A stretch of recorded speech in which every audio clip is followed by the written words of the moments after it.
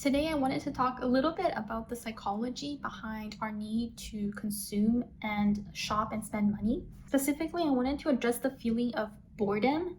I've been doing a no buy challenge for the month of March, and since January, I've also been doing a low buy where I don't really purchase anything for me or for my home. And throughout this process, I've observed my own psychology to try to understand a little more about our consumption habits and how we got sucked into this overconsumption lifestyle. And the one thing I learned is that a big reason why we consume both material goods and food is a feeling of boredom. Now, this boredom can be feeling like you don't have much to do, or feeling like your life is too boring, or feeling like you don't really like what you're doing with your life. None of us really like the feeling of having empty space or empty time, just having nothing to do. At best, we find it a bit awkward, or at worst, we can find it worrying or even anxiety inducing. So as a result, we always try to find something to fill our emptiness, whether it's empty space in our house, empty time block, or even like a physical feeling of emptiness within us. At the same time, we also dislike the feeling of sameness, repetitiveness, and a feeling of no progress in our life. We crave anything that's new, exciting, or out of the ordinary. And these feelings, which I assemble under the term of boredom, really drive us to seek out new and shiny things or things to consume. Consumption, especially nowadays, is really the easiest solution to fill our emptiness, even if it's just temporarily. That's why so many of us, when we have some downtime, or when we have a feeling of lack, or when we just feel empty and unfulfilled about our days, naturally and habitually would like to go online, shop for stuff, or order some food to fill our stomachs. The act of browsing for things to buy or things to consume not only physically fill our time and give us something to do, but also mentally makes us feel like that we're doing something worthwhile or that we're fulfilling our desires. Obviously, the problem is not only are these fulfillments very temporary, they are also very superficial fulfillments. And this emptiness is not something that can be truly filled through the satisfactions of desires such as shopping or eating. So why do we have this emptiness within us in the first place? Of course, there's a lot of people who don't experience this sense of emptiness because precisely they might have found something that they want to dedicate their time and life to. However, for a lot of us, we have this sense of emptiness because we don't know what kind of life we really want. As a result, we have resources, we have time and money and energy, but we really don't know where to spend those resources in order to bring us the life that we want. Even if we take our time to ask ourselves, we might have trouble coming up with an image of what our ideal life is and what are the activities that are truly meaningful to us. Not to mention, a lot of us don't really take the time to think about these questions. Instead, we spend all of our time following an example of what society thinks is the right type of life, spending most of our time at a job that we don't really find interesting just to earn money in order to afford those material comforts. And what's even more sad is that if you've spent enough time working and following those social expectations of how you're supposed to live, you don't really know what else you want. Your mind really starts to believe that what you really want is just the stereotype of having a big house, a nice car, and nice things just like everyone else. But is that really what defines you as a person? Is that what you personally want? You don't even know anymore. Either because we've worked in this society for too long, we've compared ourselves to too many people, or we don't have the confidence to achieve our ideal life. We've thrown away the hopes of attaining an ideal lifestyle or that perfect lifestyle that suits you personally in order to conform to society.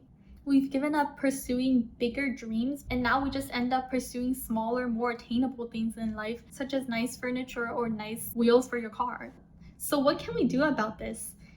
Here are some activities that I've tried that I kind of recommend to you guys. The first thing we've all heard about is to say no. Dare to reject the things that are trendy just because they're popular. Dare to reject the things that other people tell you you should do, or the desires that other people have that you might be ambivalent to.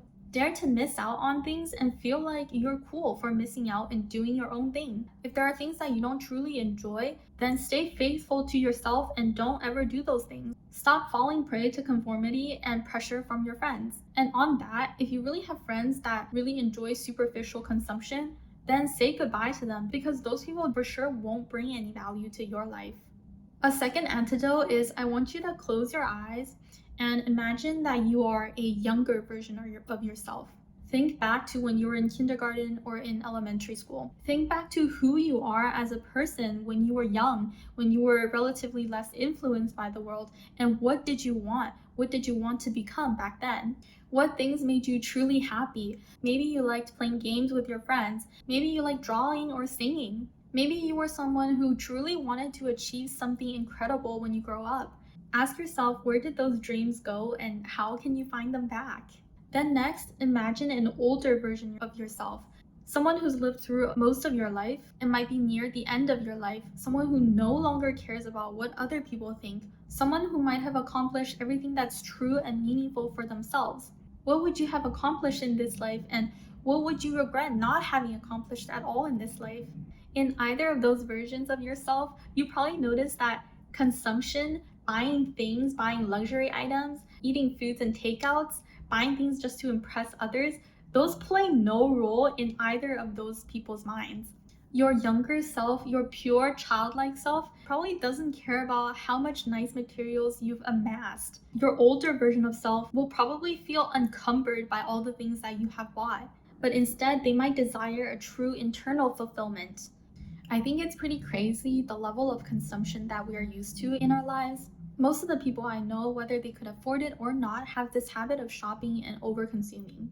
I understand that a lot of people really don't have the money to even get by and survive, and so they're stuck in this mindset of money worries and feeling like they're inadequate or don't have enough.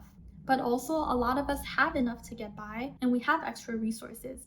But instead of using those resources on things that are truly meaningful and can make a difference in this world, we're spending that money to acquire useless and superficial items. To either groups of these people, I want to remind you guys that we are here on this earth to live and thrive. No matter where you are, aim for something higher and more noble. Aim for something that will truly feed your own soul. Aim to help others. Aim for that version of yourself that would make your younger self feel proud. Don't get stuck on material goods and quick dopamine hits. Don't get stuck on just satisfying our personal and petty pleasures. Try to look out beyond us and find interesting things to focus our lives on. If we dedicate to something that's truly worth our time, we'll have an answer on what the ideal type of life we want to live is, and we'll have a solution to the problem of overconsumption. So next time when you have some free time or free resources on your hand, instead of popping open Amazon, think about saving that money for your future. Think about spending that time with your friends and family. Think about spending your resources going to your community, talking to people and getting to know them. I can promise you those activities will bring you so much more long-term pleasure and fulfillment than consuming an extra item. I hope you found this episode interesting. Thank you so much for watching, and I wish you a peaceful rest of the day. Bye.